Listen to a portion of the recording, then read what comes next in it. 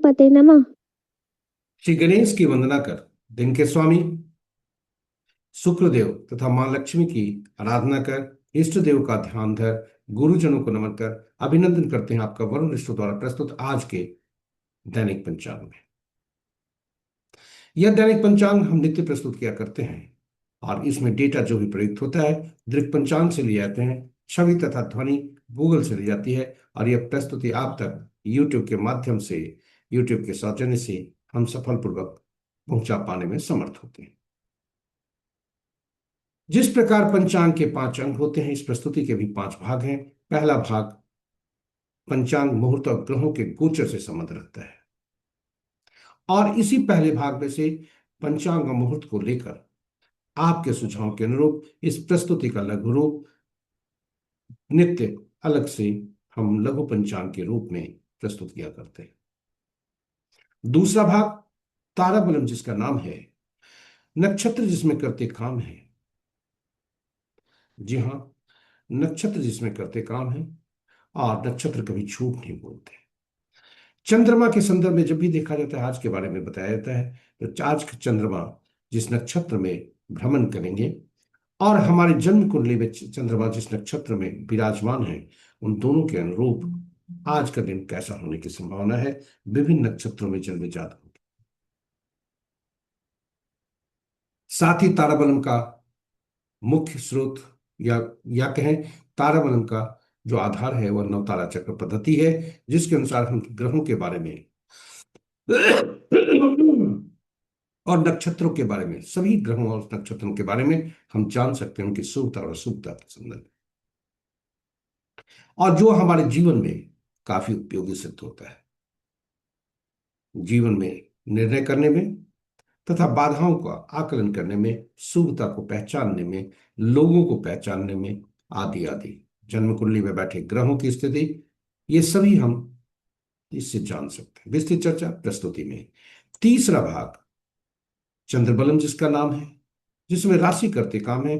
चंद्रमा जिस राशि में जन्म कुंडली में है और आज जिस राशि में भ्रमण कर रहे हैं, उसके अनुसार आज कैसा दिन रहने की संभावना है। विस्तृत चर्चा प्रस्तुति में। चौथा भाग चौघड़िया, एक प्रकार का मुहूर्त ज्योतिष।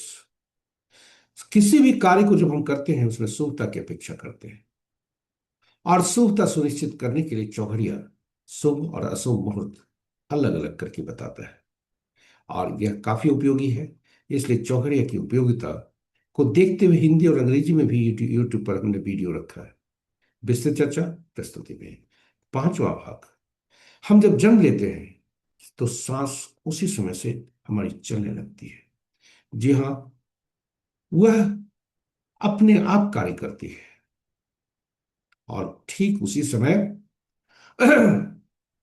ईश्वर द्वारा प्रदत्त जो अंक जन तिथि के रूप में आता है, वह भी काम करने लगते हैं। ये 1 से 9 तक जो अंक होते हैं, ये सभी कार्य करते हैं। कुछ हो सकता है नकारात्मक भी हो, कुछ सकारात्मक भी।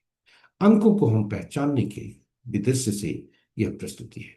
अंकों को पहचाने, कौन से अंक हमारे लिए शुभ कारक हैं, सकारात्मक प्रभाव डालते हैं, कौन से नकारात्मक है, कौन सी स्थितियां सकारात्मक है, नकारात्मक है। जी हाँ, अंकों को पहचानने, जानने, उन्हें समझने और उनको सही ढंग से परख कर उपयोग करने की के उद्देश्य से यह विशेष प्रस्तुति प्रतिदिन, ताकि अंकों की जागरूकता हम सब में बढ़े और ये अंक कार्य करते हैं, साथ ही अंक बोलते भी हैं। किसी भी माह के विभिन्न तिथियों को जन्मे जातक के लिए आज के अंक चिल्ला चिल्ला कर शुभता के बारे में क्या कह रहे हैं, इसी प्रस्तुति में। इस प्रकार पांचों भाग आपके लिए हम विशेष कर संजो कर लाए हैं, इसे संकलित करके लाए हैं, आपके लिए उपयोगी बनाकर लाए हैं। कहीं जाइएगा नहीं, हमारे साथ बने रहिएगा आदि से अंत तक। और यदि इस प्रस्तुति का पहली बार देख रहे हैं, चैनल को सब्सक्राइब जरूर करें, साथ ही साथ नोटिफिकेशन बटन को दबा दें, ताकि हमारे हर प्रस्तुति की सूचना आपको मिल सके और आप उसे लाभान्वित हो सके। और अब अंत में, और अब हम आगे बढ़ते हुए चलते हैं पंचांग की तरफ। पंचांग की महत्ता को थोड़ा समझते हैं। पंचांग के 5 अंग होते हैं। जी हाँ, ये पांचों अंग हमारे लिए काफी शुभकारी होते हैं। तिथि लक्ष्मी प्रदान करने वाला, वार आयु में वृद्धि करने वाला, नक्षत्रों से पापों का नाश होता है, योग रोगों को दूर करने में सहायक, और करण कार्यों में सिद्धि, कार्य सिद्धि दिलाता है।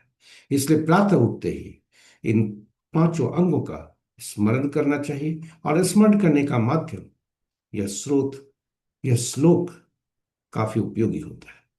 और यह श्लोक है, तिथि च श्रीकरम प्रोक्तम, वारम आयुष्वर्धनम, नक्षत्रे हरतम पापम, योगम रोग निवारणम, करणम कार्य सिद्धिम च, पंचांग फल मुक्तम। इसे जितनी बार स्मरण करें, फायदा है, लाभकारी है। और इसके तत्पश्चात पुराणों में कथित, जो पुराणों में कहा गया है कि पंचांग श्रवण मात्र से गंगा स्नान तुल्य लाभ होता है। इसलिए पंचांग को स्मरण करके श्रवण जरूर करना चाहिए, और श्रवण करने से गंगा स्नान तुल्य लाभ की कल्पना करते हुए उसका प्राप्त करें। गंगा स्नान तो का गंगा का तात्पर्य जलीय तत्वों से भी है, जो हमारे शरीर में 70% से ज्यादा है। और जन्म कुंडली की जलीय राशियां, जलीय राशियों में बैठे ग्रह और उन जलीय राशियों के स्वामी, ये सभी शुभ प्रभावित होते हैं। तो पंचांग का स्मरण श्रवण करना चाहिए। इसके साथ यहीं पर पंचांग की महत्ता समाप्त नहीं होती। पंचांग हमारी निर्णय क्षमता को सुदृढ़ करता है, आत्मबल बढ़ाता है। पंचांग प्रकृति और ब्रह्मांड की ऊर्जा के साथ संतुलन स्थापित करने में सहायक होता है। अतः पंचांग का अनुसरण करके हम अपने जीवन को अधिक सफल और समृद्ध बना सकते हैं।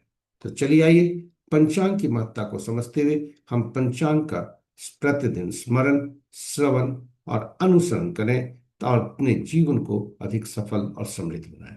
साथ ही साथ साझा करें प्रस्तुति को अपने मित्रों, परिजनों तथा शुभेच्छुओं के संग ताकि वे भी पंचांग का प्रतिदिन स्मरण, श्रवण और अनुसरण कर सकें, और अपने जीवन में शुभता ला सकें। चलते हैं तो पंचांग की प्रस्तुति पर, पहले भाग में। और पहले भाग में जाने के क्रम में श्री राम का नाम उच्चारण करते चलते हैं, और जहां श्री राम होते हैं वहीं भाई हनुमान भी होते हैं। चलिए चलते हैं प्रस्तुति में। जय श्री राम। जय भाई हनुमान। प्रस्तुति में आपका स्वागत है। पहले भाग में आज का दिनांक 10 अप्रैल 2026, माह वैशाख, पक्ष कृष्ण, शाखा संवत 1947 पाराभाव, विक्रम संवत 2083 सिद्धार्थी, और कलयुग का 5127वां वर्ष। आज का सूर्योदय 5:32 पर, सूर्यास्त 6:10 पर। Sunrise at 5:32 AM and sunset at 6:10 PM। आज का दिशा शुल्क पश्चिम है, फिर भी इस दिशा में यात्रा करने को बाध्यता हुई तो जौ खाकर या दूध का सेवन करके यात्रा में शुभता लाए। पंचांग के पांचों अंक इस प्रकार: वार शुक्रवार, तिथि देर रात्रि 11:15 तक अष्टमी, जो जया तिथि के अंतर्गत आता है। उसके बाद नवमी, जो रिक्ता तिथि के अंतर्गत आता है। नक्षत्र दिन के 11:28 तक पूर्वाषाढ़ा, उसके बाद उत्तराषाढ़ा। आज का दिन का आरंभ पूर्वाषाढ़ नक्षत्र के चौथे पद से होता है, जो कि रात्रि के 11:28 तक, दिन के 11:28 तक रहता है। उत्तराषाढ़ा उसके बाद आरंभ होता है उत्तराषाढ़ा का पहला पद, जो संध्या 6:04 तक रहता है। दूसरा पद देर मध्य रात्रि 0:38 तक, और तीसरा पद कल के सूर्योदय के बाद प्रातः 7:10 तक। योग संध्या 6:31 तक शिव, तत्पश्चात सिद्ध। करण दिन के 10:21 तक पालव, तत्पश्चात देर रात्रि 11:15 तक कौलव, और फिर तैतिल। ये रहे हमारे पंचांग के पांचों अंक। महत्वपूर्ण मुहूर्त में जाने के पूर्व भोलेनाथ का वास देखते हैं कि भोलेनाथ का वास कहाँ है और इसकी शुभता कैसी है, जो काफी उपयोगी होता है रुद्राभिषेक करने में। जय भोलेनाथ। ओम नमः शिवाय। ओम नमः शिवाय। जब तक अष्टमी तिथि है, भोलेनाथ गौरी के सानिध्य में है। यानी दिन के देर रात्रि 11:15 तक, जो कि शुभ है, सुखप्रद है। और तत्पश्चात नौमी तिथि आरंभ होता है, जो कि सभा स्तर पर भोलेनाथ जाते हैं, जो कि शुभ नहीं है। इसलिए आज का दिन रुद्राभिषेक करने हेतु शुभ दिन है। जय भोलेनाथ। ओम नमः शिवाय। ओम नमः शिवाय। महत्वपूर्ण मुहूर्त में मनुष्य का अधिकार, हम सब का अधिकार केवल कर्म पर है, फल पर नहीं है। यानी परिणाम हमारे हाथ में नहीं है। इसलिए जिम्मेदारी के साथ कर्म करने के लिए सबसे अनुकूल मुहूर्त का चुनाव करना ही हमारी पहली सफलता है। जी हाँ, अनुकूल मुहूर्त का चुनाव करना ही हमारी पहली सफलता है। और इसलिए चलते हैं मुहूर्त की तरफ, क्योंकि मुहूर्त समय और कर्म का सटीक मिलन होता है। आज के महत्वपूर्ण मुहूर्त के शुभ मुहूर्तों में शुभ मुहूर्त में सबसे प्रभावी अभिजीत मुहूर्त दिन के 11:26 से 12:16 दिन तक। अमृत काल प्रातः 6:08 से 7:54 प्रातः तक। विजय मुहूर्त अपराह्न 1:57 से 2:48 अपराह्न तक। गोधूली बेला संध्या 6:09 से 6:32 संध्या तक। निशिता मुहूर्त देर रात्रि 11:28 से मध्य रात्रि 0:13 तक। रात्रि में किए जाने वाले पूजा पाठ, जप तप, साधना, तंत्र मंत्र आदि के लिए निशिता मुहूर्त श्रेष्ठ हुआ करते हैं। अशुभ मुहूर्त में सबसे प्रभावी राहु काल दिन के 10:16 से 11:51 तक। गुलिक काल प्रातः 7:07 से प्रातः के ही 8:41 तक। यमगंड अपराह्न 3 बजे से 4:35 अपराह्न तक। और वर्ज मुहूर्त रात्रि के 8:12 से 9:56 रात्रि तक। तो ये रहे हमारे महत्वपूर्ण शुभ और अशुभ मुहूर्त। ग्रहों की आकाशीय स्थिति को देखें तो सूर्यदेव 14 तारीख को राशि परिवर्तन करने वाले हैं, और बुध देव बस तैयार है राशि परिवर्तन करने के लिए। चंद्रदेव का भी आज राशि परिवर्तन है, जो कि प्रातः 6:04 तक वे राशि परिवर्तन कल करेंगे। इस प्रकार मंगल देव अस्त चल रहे हैं, शनि देव भी अस्त चल रहे हैं। मित्र की राशि में 3 ग्रह, शत्रु की राशि में 2 ग्रह, सम राशि में 4 ग्रह हैं। और बृहस्पति देव की राशि में सबसे ज्यादा ग्रह 4 ग्रह हैं। शनि की राशि में 2 ग्रह हैं, और चंद्र शुक्र की राशि में कोई ग्रह नहीं। शेष ग्रहों की राशियों में एक एक ग्रह है। नक्षत्रों के अनुसार यदि ग्रहों की स्थिति को देखा जाए तो मित्र नक्षत्र में कोई ग्रह नहीं, शत्रु नक्षत्र में कोई ग्रह नहीं, सम नक्षत्र में 4 ग्रह हैं, और अपने ही नक्षत्र में 5 ग्रह हैं। बृहस्पति देव, शनिदेव और शुक्र देव के नक्षत्र में 2-2 ग्रह। सूर्य चंद्र मंगल के नक्षत्र में कोई ग्रह नहीं, और शेष ग्रहों के नक्षत्र में एक एक ग्रह है। तो ये रहे ग्रहों की आकाशीय स्थिति, जो स्थानीय समय पटना के 5 बजे प्रातः का है। और संध्या 6:04 तक चंद्रदेव का राशि परिवर्तन होने की संभावना। आज बुधदेव, आज रात्रि के 1:20 पर बुध देव का भी राशि परिवर्तन होने की संभावना।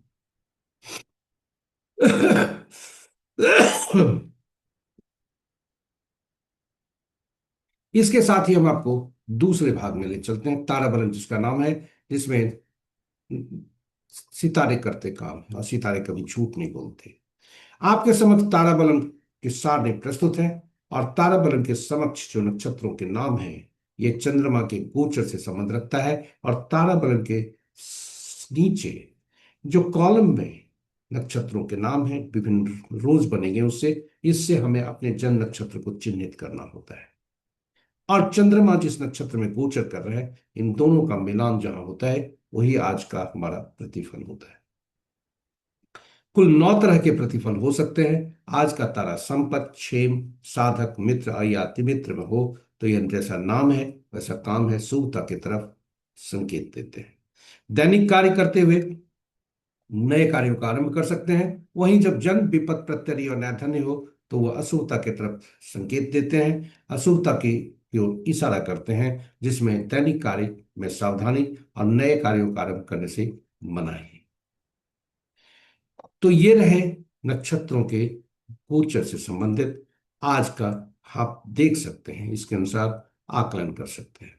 ताराबलन मुख्यतः नवतारा चक्र पद्धति पर आधारित है और नवतारा चक्र पद्धति का मुख्य सिद्धांत है ग्रहों के मन नक्षत्र होते हैं, नक्षत्र ही ग्रह के फल देते हैं, ग्रह अपना फल नहीं देते। प्रश्न उठता है 27 नक्षत्र, 9 ग्रह, कौन से ग्रह किन किन नक्षत्रों के फल पाएंगे, कौन से नक्षत्र किन ग्रह के फल देंगे? इसके लिए 27 नक्षत्रों को सूचीबद्ध की जाती है, नौ नौ नक्षत्रों की सूची बनाकर 3 श्रेणियों में रखा जाता है और इन्हें इस प्रकार सजा कर रखा जाता है। नौ नौ नक्षत्रों का समूह बनाकर 3 श्रेणियां, पहला से 9वां तक एक श्रेणी, 10वां से 18वां तक दूसरी श्रेणी, 19वां से 27वां तक तीसरी श्रेणी। और इसके साथ ही ग्रहों को रखा जाता है इन श्रेणियों में, महादशा की श्रेणी में, उनके क्रमानुसार। पहला केतुदेव, दूसरा शुक्र, तीसरा सूर्य, चौथा चंद्रमा, पांचवा मंगल, छठा राहु, सातवां बृहस्पति, आठवां शनि और नौवां बुध। और पहला ग्रह को केतु देव पहला ग्रह बनते हैं, जिन्हें पहला नक्षत्र हर श्रेणी में से उनका स्वामित्व मिलता है। पहला, 10वां और 19वां नक्षत्र का स्वामित्व। दूसरे ग्रह शुक्रदेव, शुक्रदेव को मिलता है दूसरा, 11वां और 20वां नक्षत्र का स्वामित्व। और इस प्रकार घड़ी की सुई की दिशा में आगे बढ़ते हुए बुध को तक जाते हैं। बुध को 9, 18वां, 27वां नक्षत्र का स्वामित्व मिलता है और यह सूची इस प्रकार बनती है। काफी उपयोगी है, जीवन भर के लिए उपयोगी है, हर व्यक्ति के लिए यह सारणी उपयोगी है।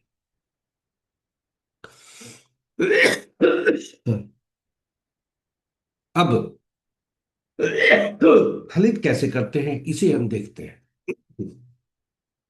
फलित करने के लिए हम अपने जन्म नक्षत्र में से, इन सारणी में से अपने जन्म नक्षत्र को चिन्हित करते हैं।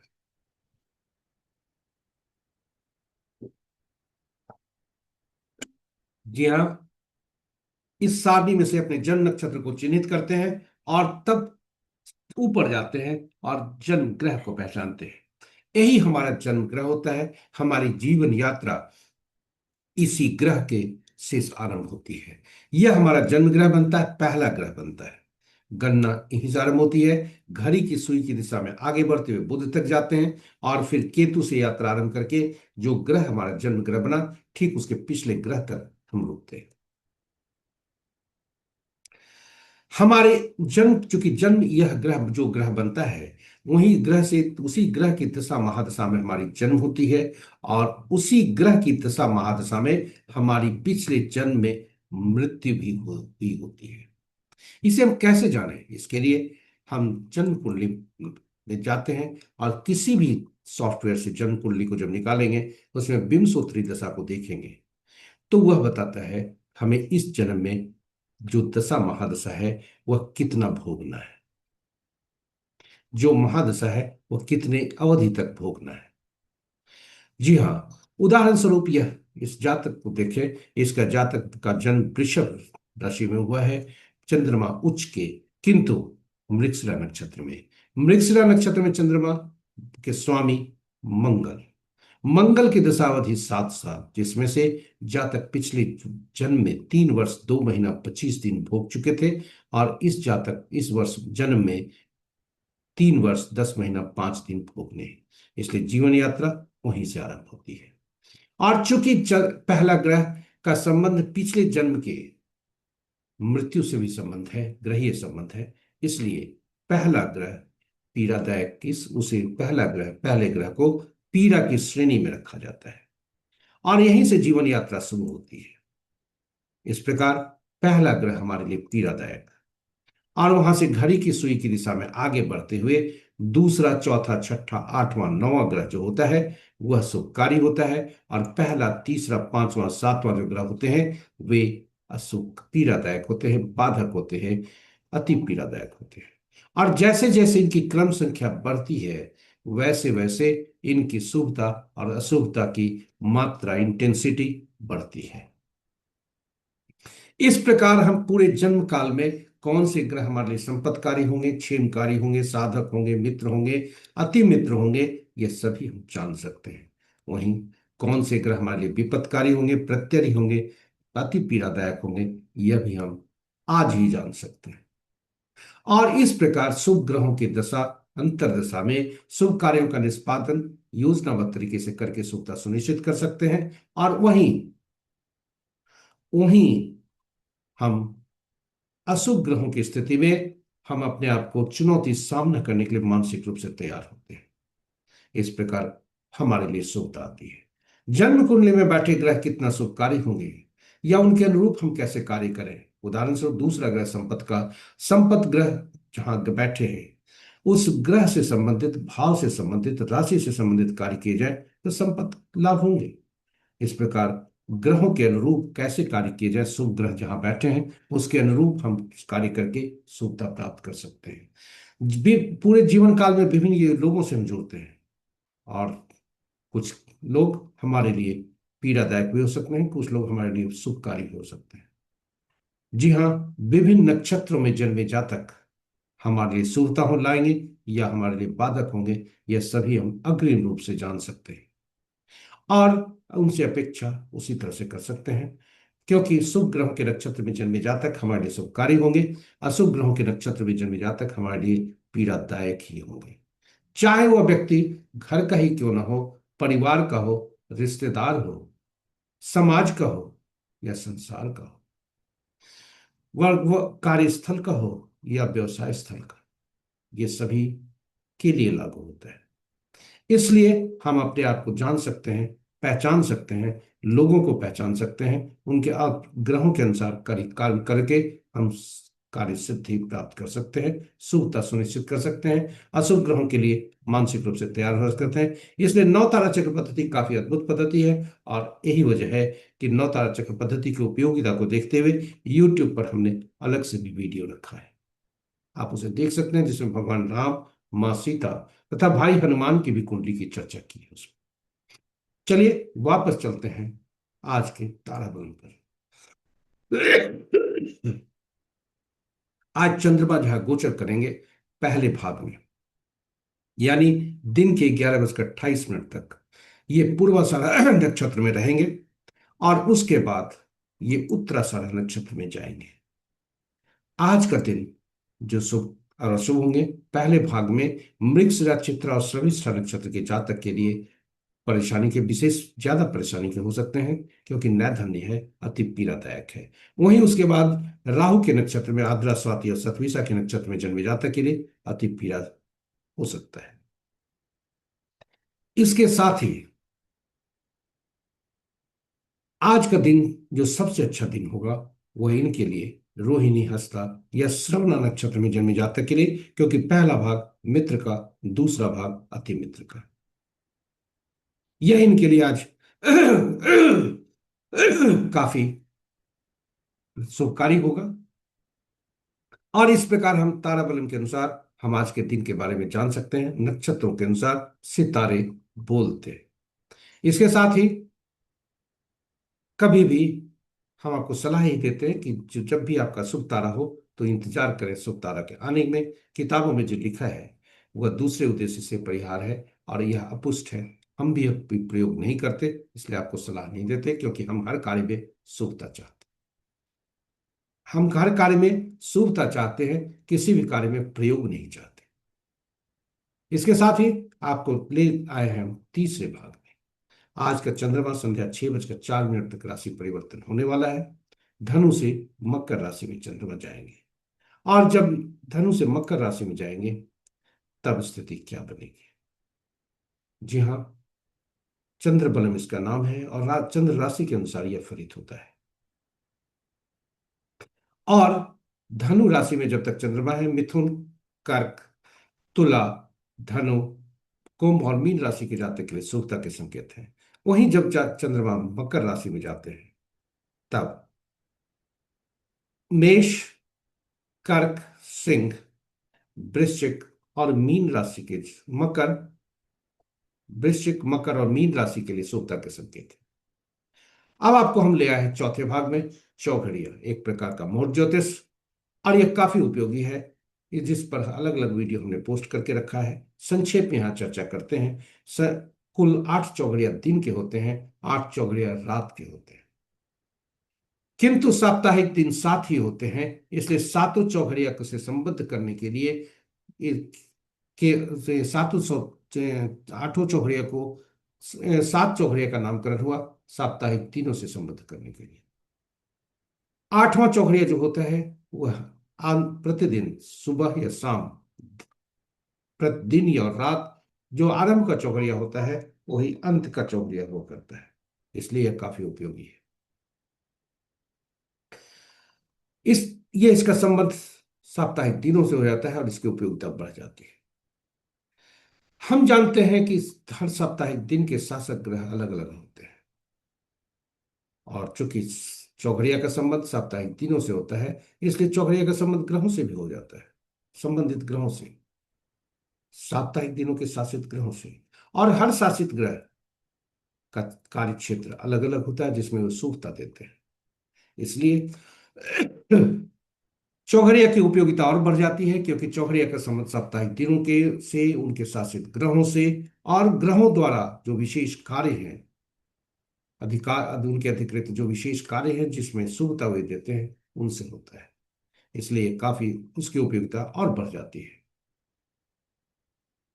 चौघड़िया, सभी चौघड़िया में उद्वेग चौघड़िया सूर्यदेव आमतौर पर अशुभ होते हैं, लेकिन सरकारी कार्य के लिए शुभ होते हैं। काल चौघड़िया शनिवार का है, पापी ग्रह है, इसलिए इसे काल के रूप में चिन्हित करते किया गया है। कोई शुभ कार्य से नहीं करना चाहिए, लेकिन धनोपार्जन हेतु की जाने वाली गतिविधियों के लिए यह लाभदायक होते हैं। शनि कर्म के देवता और न्याय के देवता, इसलिए ईमानदारी के साथ किए जाने वाले कार्य, धनोपार्जन हेतु की जाने वाली गतिविधियों के लिए यह काफी लाभदायक होते हैं। शुभ चौघड़िया, सॉरी, रोग चौघड़िया, मंगल देव स्वामी। मंगल देव क्रूर और अनिष्टकारी, कोई भी शुभ कार्य नहीं करना चाहिए, किंतु शत्रुहंता के लिए काफी उपयोगी है। युद्ध क्षेत्र के लिए, युद्ध क्षेत्र में शत्रु को हराने के लिए, पराजित करने के लिए यह काफी उपयुक्त होता है। और आज के संदर्भ में हर व्यक्ति का अलग अलग युद्ध क्षेत्र है। विद्यार्थी के लिए प्रतिस्पर्धा, अपने विद्या अपने विद्या अर्जन अर्जन करने के क्रम में, या कंपटीशन की परीक्षा देने के, प्रतियोगिता परीक्षा देने के क्रम में, नौकरी पेशा वाले के लिए प्रमोशन के क्रम में, और व्यवसाय के लिए उनके जो व्यवसाय वो करते हैं उसमें प्रतिस्पर्धा। यहां तक कि हम अपने कार्यों के में, अपने शरीर के रोग में भी वह मंगलकारी होते हैं, क्योंकि वह भी युद्ध है, रोगों से लड़ना। और अंत में जाने अनजाने यदि कोर्ट केस में फंस गए उसमें भी। तो इस प्रकार ये ग्रह, मंगल ग्रह यहाँ शुभकारी होते हैं। जब भी हम चौघड़िया को देखें तो चौघड़िया को देखते समय यह सुनिश्चित कर लें कि कहीं यह चौघड़िया अशुभता से अधिव्याप्त तो नहीं है। दिन में 3 तरह की अशुभताएं होती है: काल बेला, वार बेला और राहु काल। रात्रि में काल रात्रि।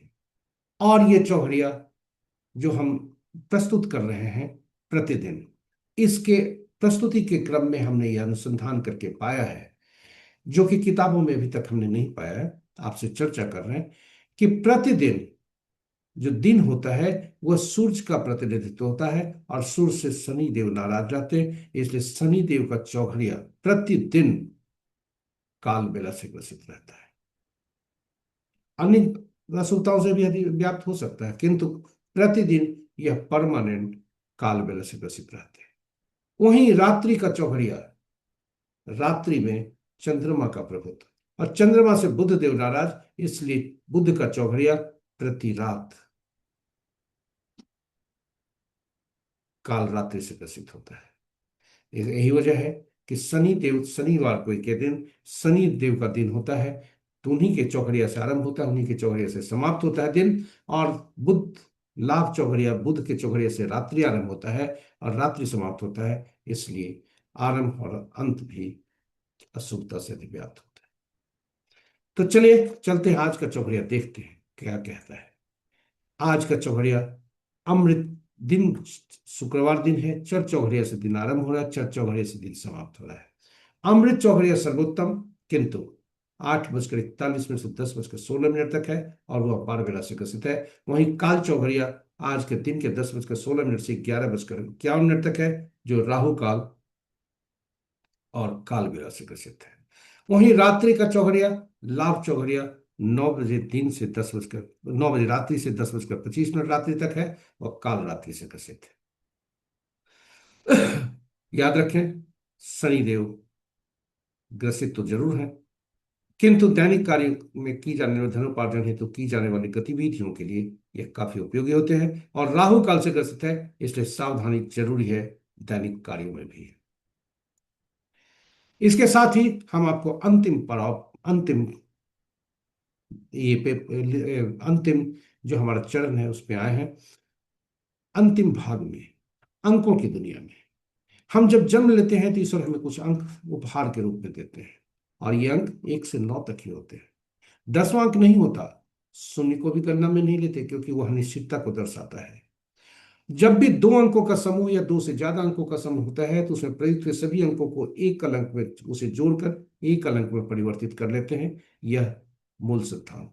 शून्य को गणना में नहीं लेना और सभी अंकों को, दो से ज्यादा अंकों, दो या दो से ज्यादा अंक जब भी प्रयुक्त हो तो उनमें अंकों को जोड़कर एक अंक में परिवर्तित करना, यह इसका अंक ज्योतिष का मूल सिद्धांत है। ये अंक 1 से 9 तक ही होते हैं, इसलिए इसे जानना पहचानना मुश्किल नहीं है।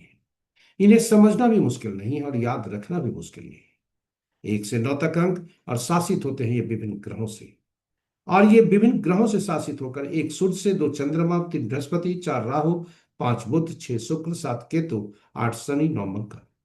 और इन विभिन्न ग्रहों से शासित होने के कारण, जो चूंकि इनके ग्रह अलग अलग तत्व, ऊर्जा और गुण होते हैं, ये सभी ग्रहों के गुण, तत्व, ऊर्जा, उनके जिससे ये शासित होते हैं उन अंकों में समाहित होते हैं।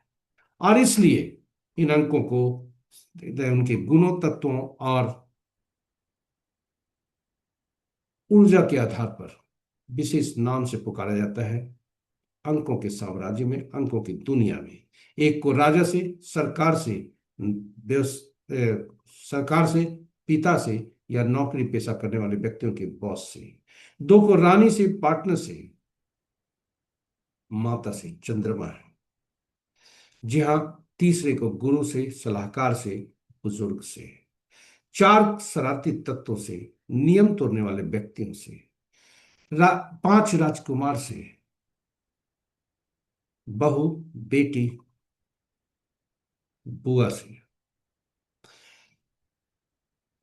6 को मंत्री से, सुख सुविधा प्रदान करने वाले व्यक्तियों से, पत्नी से।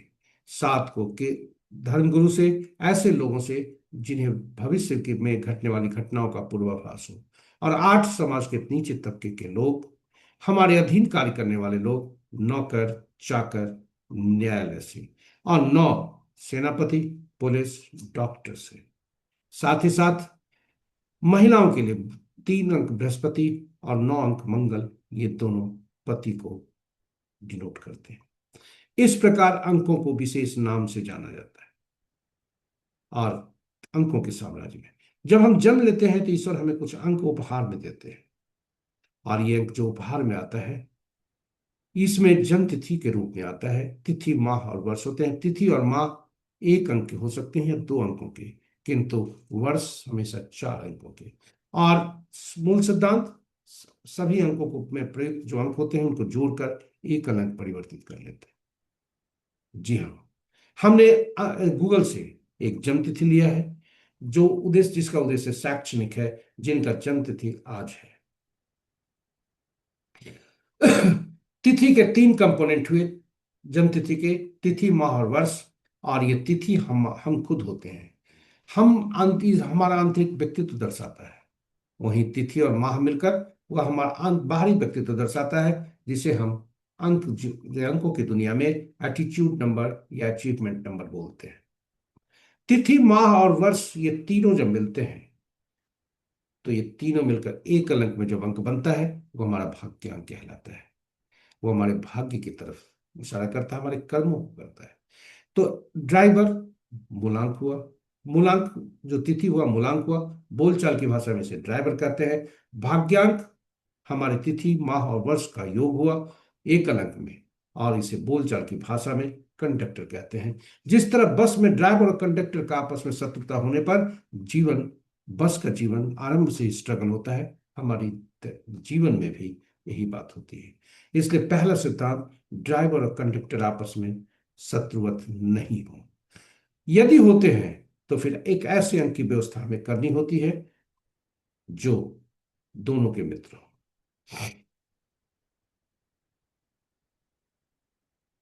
इसके साथ ही जीवन के यात्रा के दौरान यदि बस ड्राइवर का अगर शत्रु कोई अंक हम ले आते हैं तो वहां से बाधा शुरू होती है। इसलिए अंकों को पहचानना जरूरी है, उन्हें जानना और समझना जरूरी है कि कौन कौन से अंक हमारे दुश्मन अंक होंगे। आप अपने जन्म तिथि के अनुसार इसे पहचान सकते हैं। एक अंक और निकलता है, सृजित होता है। ऐसे तो कई अंक सृजित होते हैं, लेकिन मुख्य अंक जो है वह एंजल नंबर होता है, ईश्वर द्वारा प्रदत्त एक लॉटरी अंक है। यह वर्ष के अंक से निकलता है। वर्ष के अंकों को जोड़कर एकल अंक में परिवर्तित करके पुरुष के लिए 11 से उसमें घटाते हैं, महिला के लिए 4 उसमें जोड़ते हैं। और इस जातक का जिनका जन्म तिथि आज है, इनका मूलांक 1 बनता है, भाग्यांक 7 बनता है, एंजल नंबर 9 बनता है। ये सभी हम नोट करके रखते हैं ताकि हमें गणना में सुविधा हो। अब प्रश्न उठता है कि इन अंकों का हम में कैसे जाने। कुछ अंक ऐसे भी हो सकते हैं हमारी जन्म तिथि में जो अनुपलब्ध हों। जो अनुपलब्ध अंक होते हैं उसकी ऊर्जा, गुण और तत्व की कमी, अनुपलब्धता हमें पाई होती है, जो कि आगे जाकर नुकसानदायक होता है। इसलिए हमें उन अंकों के ऊर्जा तत्व प्राप्त करने के लिए ये इन अंकों को भी हम उपयोग में लाते हैं जो मिसिंग अंक हैं, अनुपलब्ध है, बशर्ते कि ये ड्राइवर और कंडक्टर के शत्रु नहीं।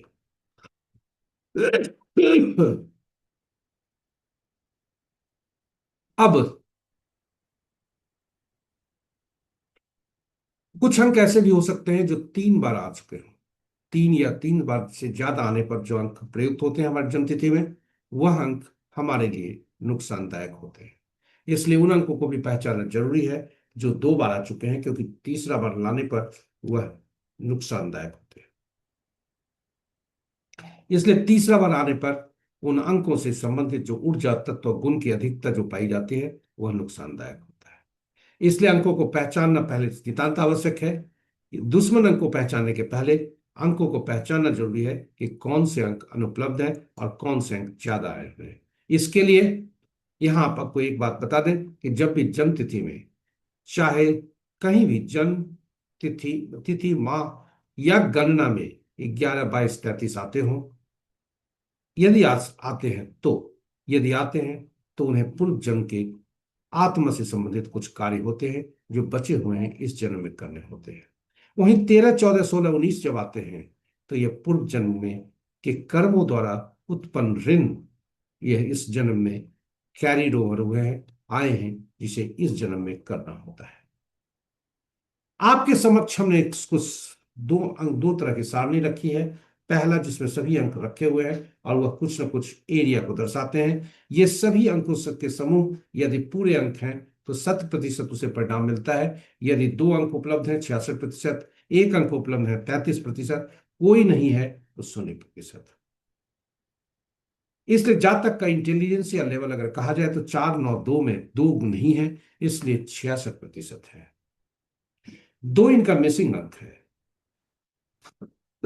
तो वही इमोशनल लेवल में 3, 5, 7 में देखें 3, 5 मिसिंग है और 8 मिसिंग है प्रैक्टिकलिटी में। 1 अंक 3 बार आया है, इसलिए इनके अनुपलब्ध अंक 2, 3, 5, 8 हैं। 1 अंक 3 बार आए हुए हैं, 4 और 9 2 बार आए। 8 अंक नहीं है, 7 और 6 एक बार आया है। इसलिए इन्हें जो अंक जीवन में यूज कर सकते हैं वह 2, 3, 5, 8, 7 और 6, बशर्ते कि ये इनके शत्रु ड्राइवर और कंडक्टर के शत्रु नहीं है। तो चलिए अब स्रोत कहां से लाएंगे। यदि ड्राइवर और कंडक्टर आपस में शत्रुवत हो गए तो स्रोत हमें लाना होगा। और वो स्रोत कहाँ होगा। तो स्रोत ऐसा होना चाहिए जो चिर हो, स्थायी हो, क्योंकि ये सभी अंक जितने हैं ये चिर होते हैं। जन्म तिथि कभी बदली नहीं जा सकती। और जन्म तिथि से जो सृजित अंक है वो भी बदले नहीं जा सकते। इस प्रकार हमें ऐसे मित्र अंक का, जो ड्राइवर कंडक्टर का मित्र हो, ऐसे अंक को जब भी हम करेंगे तो ऐसा अंक लाएंगे जो कभी बदले नहीं जा सकते, ताकि ये निर्बाध रूप से कार्य करते रहे और सही ढंग से कार्य करें। इसके लिए बस बेस्ट स्रोत जो होता है, क्योंकि ये धरती, ये जो ईश्वर है हमें जन्म तिथि के रूप में दिए हैं, उपहार के रूप में। इसके बाद जब हम सांस लेते हैं तो धरती के ईश्वर माता पिता हमें उपहार के रूप में नाम देते हैं। और यह नाम काफी महत्वपूर्ण होता है, यह बदला नहीं जाता। जी हाँ, ये बदले नहीं जाते। और इसलिए नामांक ही ऐसा स्रोत होता है जो अंक ज्योतिष जिस पर सहारा लेते हैं। पहला सहारा अंक ज्योतिष नाम को ठीक करते हैं। तो नाम जो है, नामांक महत्वपूर्ण होता है। आप कहेंगे नाम में तो अक्षर होते हैं। जी हाँ, अक्षर होते हैं, लेकिन उन अक्षरों के अंकीय मूल्य भी होते हैं। इसलिए नाम के अंकों का सहारा लेकर नाम के अंक में प्रयुक्त हुए अक्षरों को उनके अंकीय मूल्य में परिवर्तित करके नामांक निकालते हैं। और यहाँ आपको बता दें कि नाम का जो पहला अक्षर होता है काफी ऊर्जा देता है। नाम का पहला शब्द और पहला उसका भी पहला अक्षर, पहला शब्द काफी ऊर्जा देता है। इसलिए कई बार हम नाम को पुकारते, पहला नाम को ही पुकारते हैं। और नाम को जब पुकारते हैं तो पहला शब्द जो होता है हम उसी में रिस्पॉन्स कर देते हैं, पूरे नाम का उच्चारण नहीं होने देते हैं। उसे वहीं पर यदि नाम का पहला अक्षर जैसे ही बुलाया जाता है, पुकारा जाता है, कहीं भी चेतना जागती है। इसलिए नाम का पहला अक्षर उतना ही महत्व। अब इस जातक का देखते हैं नामक क्या है। यहाँ आपको बता दें वॉवेल और कॉन्सोनेंट भी उतना ही महत्वपूर्ण होते हैं। और इनका जो जन्म तिथि जिनके आज है उनका नाम है संजीव कपूर, फिल्मी एक्टर। इनका नाम का पहला अक्षर 3 आ रहा है और नामांक 8 आ रहा है। आप इसे नोट कर सकते हैं।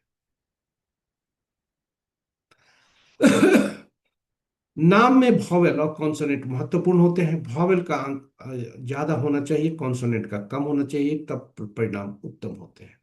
इस जातक का वॉवेल कम है, कॉन्सोनेंट ज्यादा है, इसलिए औसत परिणाम हम इसे कहेंगे।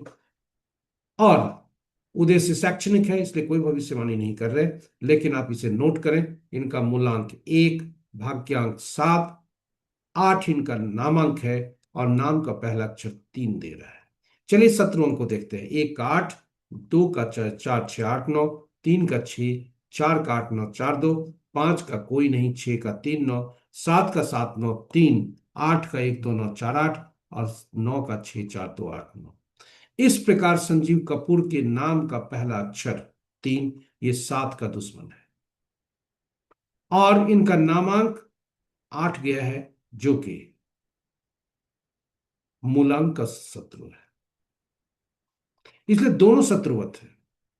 हम भविष्यवाणी नहीं कर रहे, क्योंकि परिणाम और अन्य अंकों पर भी निर्भर करता है जो ये प्रयोग करते हैं, गाड़ी संख्या, वाहन संख्या आदि भी।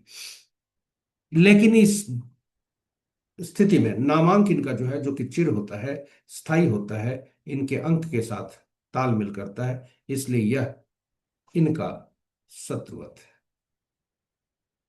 और ये आपको आश्चर्य होगा कि कुछ अंक ऐसे होते हैं जो अपने के ही दुश्मन होते हैं।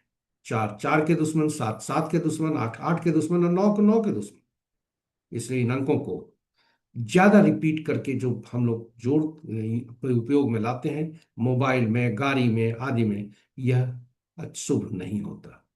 इसलिए हमें इसके रिपीटेशन नंबर के से बचना चाहिए। शून्य का रिपीटेशन नहीं होना चाहिए, क्योंकि वह अनिश्चितता को दर्शाता है। और 8, कोई किसी काम को रिपीटेशन होता है, किसी काम को देर करता है। जी हाँ, 9 जल्दी करने को उतावला होता है, क्रोध करता है, ग्रेशन होता है, वह भी नुकसानदायक है। इस प्रकार 4 7 8 9 ये अपने के ही दुश्मन है। और यहां पर देखें, 7 का रिपीटेशन नहीं हो रहा है, लेकिन नहीं होना चाहिए। और इस प्रकार हम देखते हैं कि अंक कार्य करते हैं। जी हाँ, अंक कार्य करते हैं। आइए अंतिम प्रस्तुति में हम इन अंकों को कार्य करने के क्रम में देखें। इस यह वर्ष कैसा बीतेगा। वर्ष को जानने के लिए हम तिथि को, जो जो ओरिजिनल जन्म तिथि है, उसमें से वर्ष को निकालते हैं, वर्तमान वर्ष को जोड़ते हैं, रिप्लेस करते हैं। और जब रिप्लेस करते हैं तो वह अंक जो कार्य करता है वह हमारा मूलांक और भाग्यांक का शत्रु नहीं होना चाहिए। साथ साथ रनिंग एज जो इनका होता है वह भी महत्वपूर्ण होता है। रनिंग एज इनका 62 है, जो कि 8 दे रहा है, यह मूलांक का शत्रु है। और जो इनका पर्सनल ईयर निकल के आ रहा है वह 6 है, जो कि 1 और 7 मूलांक और भाग्यांक के शत्रु नहीं है। इसलिए कुछ परेशानी होंगी, स्वास्थ्य पर इन्हें ज्यादा ध्यान देना चाहिए। इसके साथ ही अंक वो कार्य करते हैं, ये हमने देखा। अंक बोलते हैं, कैसे बोलते हैं, आइए इसको देखें। तो आज का अंक 6 होता है। जी हाँ, 6 अंक किसी के दुश्मन नहीं होते, इनका दुश्मन मात्र 3 होते हैं। क्योंकि दोनों ज्ञान के देवता, शुक्र भी और बृहस्पति भी, 3 भी। लेकिन बृहस्पति देवों के देवता हैं, ज्ञान देवों के ज्ञान के देवता। और शुक्र देव दानवों के। इसके साथ ही साथ शुक्र को वैभव, विलासिता आदि चाहिए, जो कि बृहस्पति देव को नहीं चाहिए। इसलिए दोनों एंटी हैं। तो आज का दिन 6 का अंक, और 6 अंक जो है के लिए 2 अंक के साथ तटस्थता। इसलिए 2 11 20 29 तारीख को जन्मे जातक के लिए आज का दिन साधारण होगा। 3 12 21 30 तारीख को जन्मे जातक के लिए शुभ दिन नहीं होंगे, अति शत्रुता है 6 के साथ। और 9 अंक के साथ भी इसकी शत्रुता रहती है। इसलिए 9 18 27 तारीख को जन्मे जातक के लिए आज का दिन शुभ नहीं होगा। शेष अंक सभी 1 10 19 28, 4 13 22 31, 5 14 23, 6 15 24, 7 16 25, 8 17 26, ये सभी अंक आज में सभी तिथियों को जन्मे जातक किसी भी माह के, उनके लिए दिन उत्तम होंगे। इसी के साथ हमारी प्रस्तुति यहाँ पर समाप्त होती है। आप हमारे साथ बने रहे, इसके लिए बहुत बहुत धन्यवाद। आशा करते हैं पूरी प्रस्तुति आपके लिए ज्ञानवर्धक, रोचक तथा उपयोगी सिद्ध होगी। यदि इस प्रस्तुति को देखने के क्रम में कोई सुझाव आपके मन में आया होगा, देर न करें, उसे YouTube के कमेंट बॉक्स में सुझाव जरूर दें। हमारा मनोबल बढ़ाएं ताकि हम इस प्रस्तुति को और बेहतर भी बना सकें। आपका सुझाव हमारे लिए अनमोल। और इसके साथ ही यदि आप अभी तक प्रस्तुति को साझा नहीं सब्सक्राइब नहीं किए हैं, तो सब्सक्राइब जरूर करें हमारे प्रस्तुति को। और साथ ही साथ नोटिफिकेशन बटन को दबाना न भूलें, ताकि हमारे हर प्रस्तुति की सूचना आपको मिल सके और आप उससे लाभान्वित हो सकें। जी हाँ, और अंत में आज के दिवस के देवता शुक्र देव से तथा मां लक्ष्मी से प्रार्थना करते हैं कि उनकी असीम कृपा पर बनी रहे। आपका दिन शुभ हो। जय शुक्रदेव, जय मां लक्ष्मी।